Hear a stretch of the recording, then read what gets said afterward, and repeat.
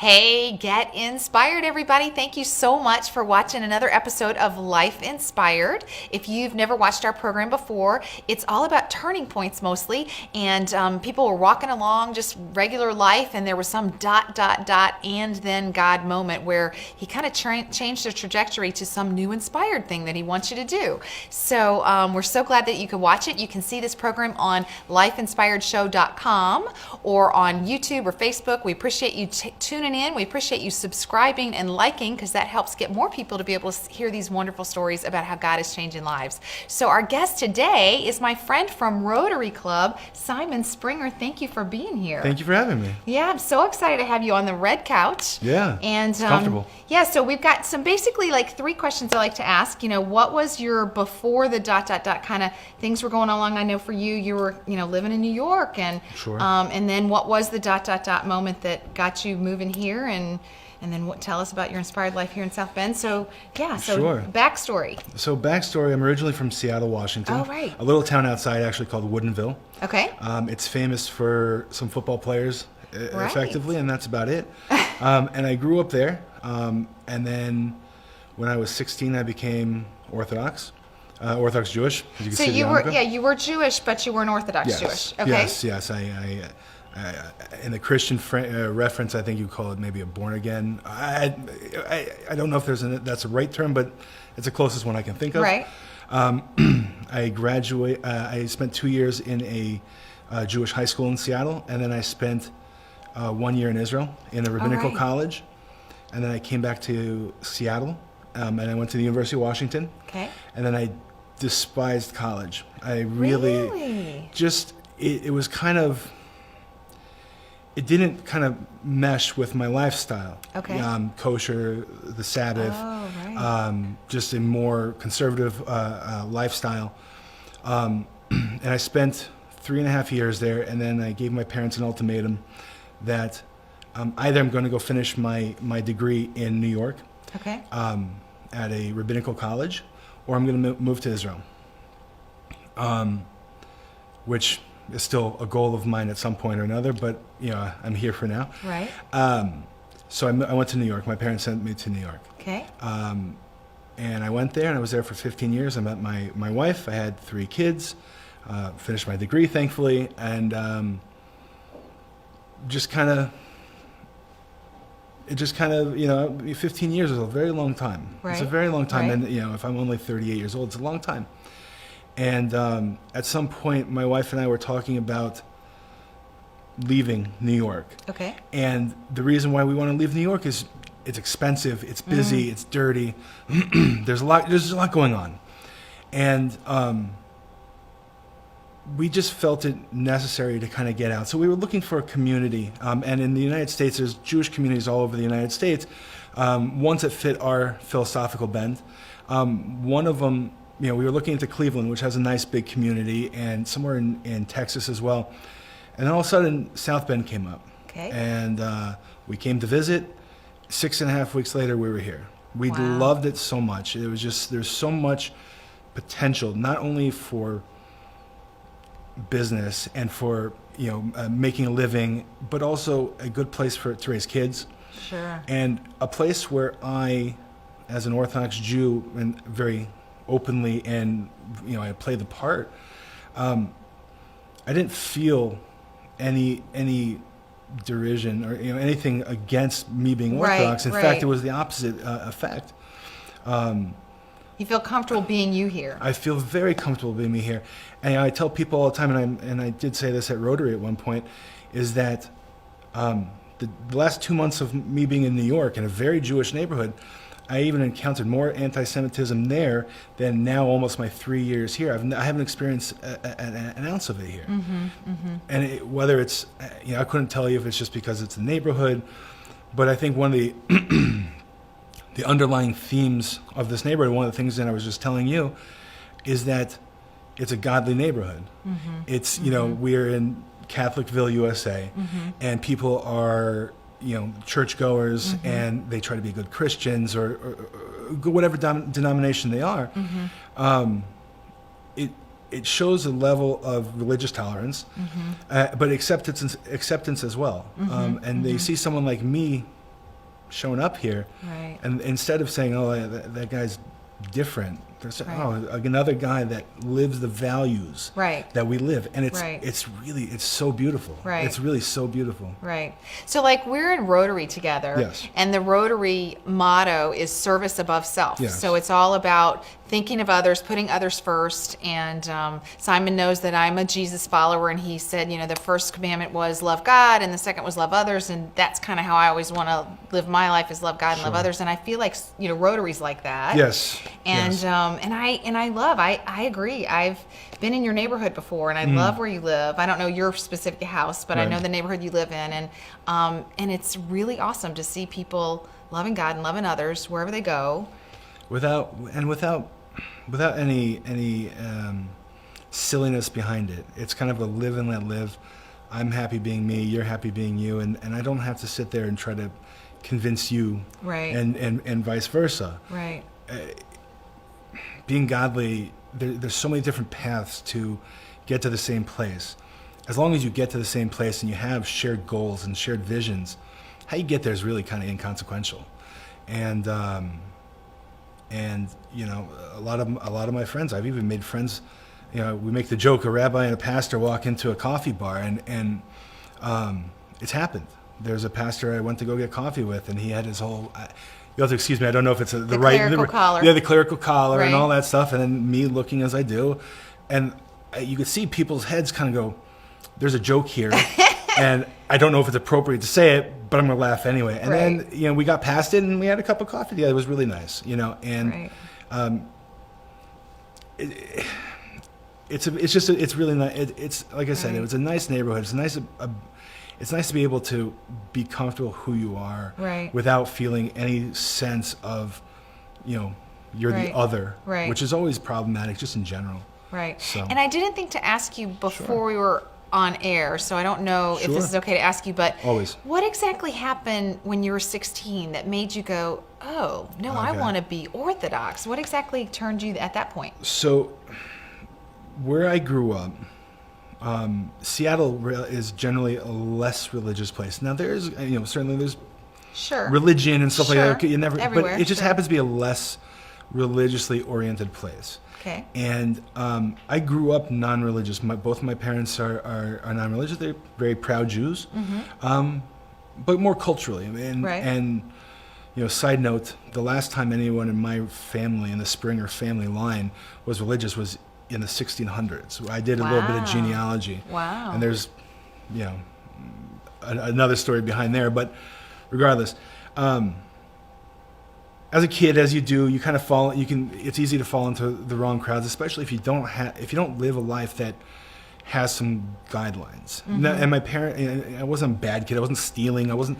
But Sure. you fall into the wrong crowds, and you do silly things. And Seattle being kind of the culture it is, you kind of, whatever. So by 10th grade, I was, you know, just being a stupid teenager, and my parents. In that time, the Jewish high school was the number one school in the state of Washington. Wow. So if you graduated with a 4.0, let's say University of Washington would take you, would have like a 4.3 GPA, 4.4 GPA. It was a really good. It was almost a preparatory school. Wow.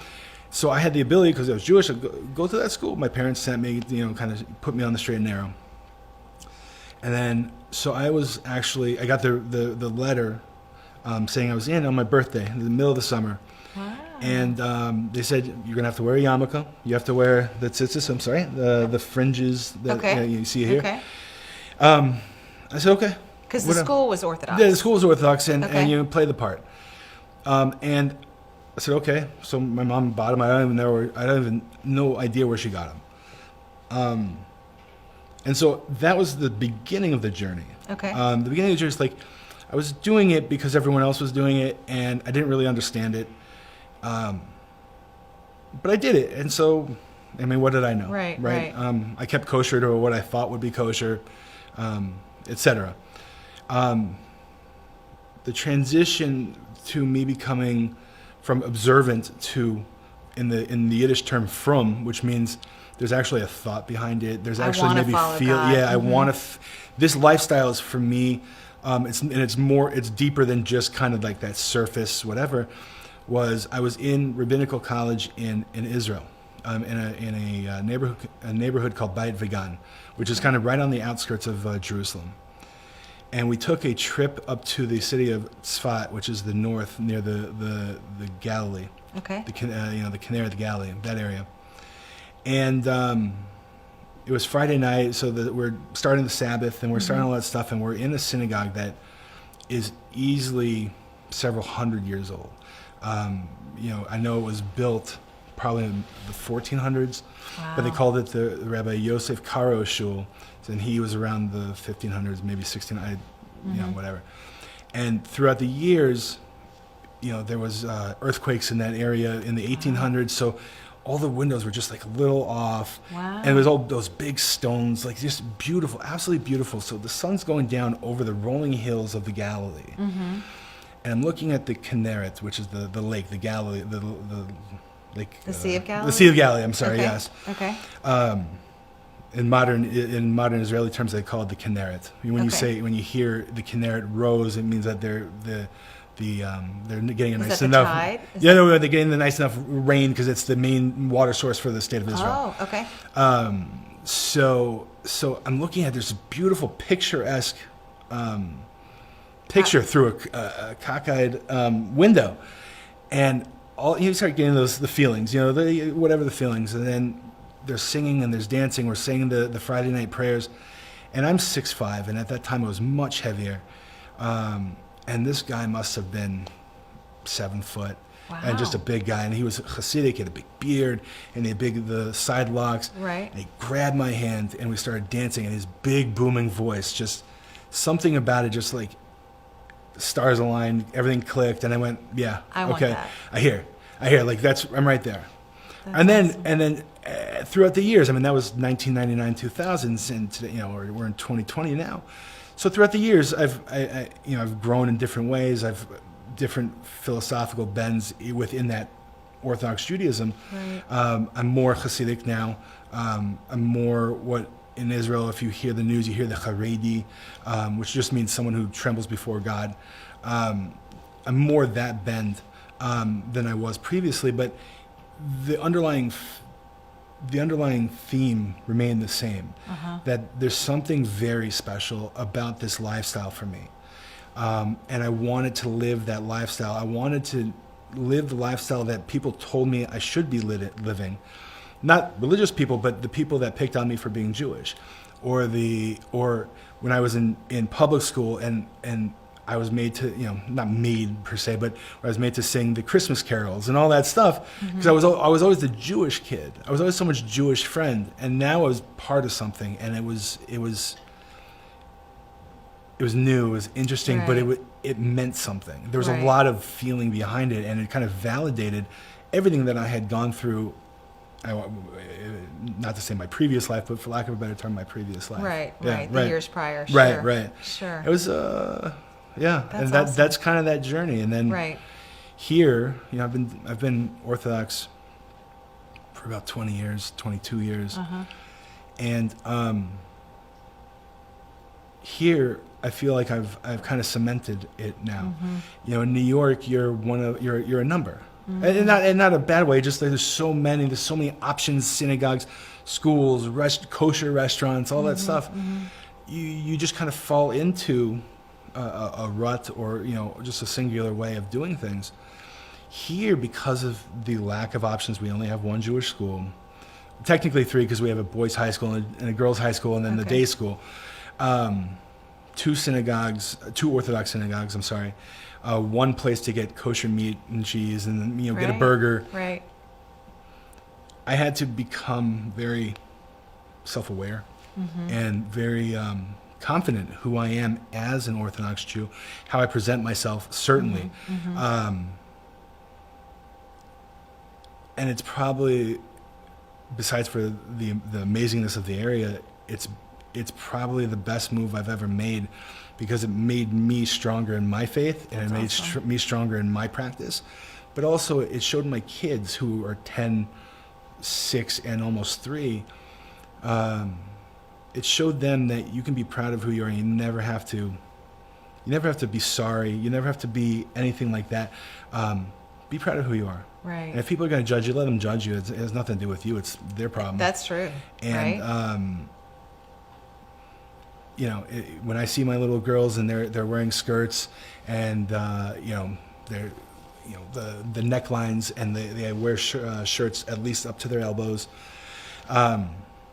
they present themselves as little Jewish girls, and they're not afraid to do it. And they're running, playing on their bikes in the neighborhood, and all of our non-Jewish neighbors know, first of all, on the Sabbath, don't ring the doorbell if you want to talk to us. You can just knock on the door or walk right in, because, you know, we're ready to have you.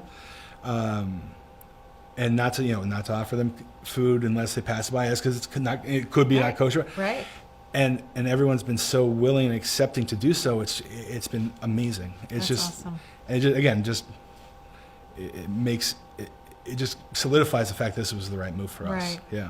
Well, I am so grateful for your time and Thank that you would you. come and share. Hey, so viewers, if you guys would just, you know, pray for Simon. They've got a great ministry. He came and wants to let people in South Bend know how much the Jewish community has to offer to South Bend businesses, right? Well, it's both. It's both too. Meaning, I mean, for years it's been kind of segregated and insular, but because of everything that goes on in this crazy world we live in now, Right. it's time to get out there and not be, I don't want to say be afraid of the outside world, but again, for lack of a better term, afraid of the outside world. Get out there. Right.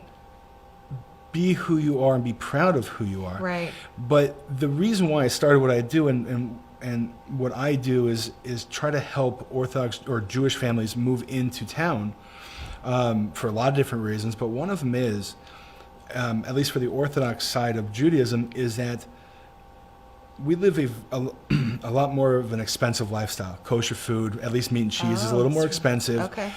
In New York, when I was there for my two girls, so 3 years ago, 7 and 4, tuition for them was $22,000 to $25,000 a year, depending. Wow. And they were in first grade and Right. kindergarten or pre-K or whatever it Right. is. 22 for two girls, and that was with financial assistance. Wow. The cost of living out here, plus the ability to have an opportunity to live like a mensch. You don't have to. You're not What's living, a mensch? like a normal, good person. You don't have to sit there and, you know. I know the Christian faith is very big on not living off of debt. Mm-hmm. Judaism is too. You know, the scourge of society now is one of them is credit cards, and just building More and more hundreds debt, and right. thousands of dollars in debt, you know, per family. It's unmanageable. Right. Coming to a place like this where you can live the lifestyle you want to live, have the amazing opportunity, because the business environment is just phenomenal here. Right. The cost of living is phenomenal here. Right. Just all in, it's one of the best places in the United States for at least an Orthodox family. I mean, I'll say for everyone, Right. but for an Orthodox Right. family, Especially, right. it's so worth it. Right. It's so worth it to move. And the problem is, it's hard for an Orthodox family to kind of divorce themselves from the area they live in, because the ease. You know, again, dozens of synagogues. The street I lived on had 3 synagogues. Wow. So, just on your street. and just on my street. I mean, it's a longer street, but I mean, And 3 we only have synagogues. 2 in the whole county. Right. And then 3 or 4 kosher-only supermarkets. Wow. And dozens of kosher restaurants. So having that at your disposal at any time, it's great. Right. And it's very easy and it's wonderful. However, if you don't have the money to go Right. to the restaurants, Right. and then you put yourself in debt to go get a pizza, it's not worth it. So you come to a Right. place that doesn't have it, but at least you can figure it out. Well, and gosh, I would think in 2020, with Amazon can deliver anything, I would think you could probably get some things. Sure. You know, Sure. have things ordered in. There's certainly, and there are companies also, fresh meat companies that will deliver. ship. Sure. Will ship all over the United States. Sure. But also, you know, we have the deli here, the kosher Right, deli, right. that does sell fresh meat, fresh cheese, and all that stuff. Sure. Or you can go to Chicago, or you can go to Detroit if you were so apt to, or if you wanted to go to Kalamazoo, Trader Joe's always has something. Oh, cool. It We just, need a Trader Joe's. We need a Trader Joe's in town. Amen. Amen. And it's the ease has become so much more simple in 2020. Great. Besides for Amazon and all that stuff too, just the ease. Everything most things happen to be kosher, and you can live anywhere in the United States and still keep a kosher lifestyle. It might be harder in Alabama or Wyoming, but in South Bend, we've got everything for an Orthodox Jew that we need here. Right. Right, Awesome. right. Awesome. Well, thanks again. Thank you. Of All right. course. Thank you guys for watching, and share Simon's story with somebody that that needs to hear about following God in the kosher, in the Orthodox Jewish way. So yeah, thanks Please. for watching, everybody. Have a great week. Bye bye.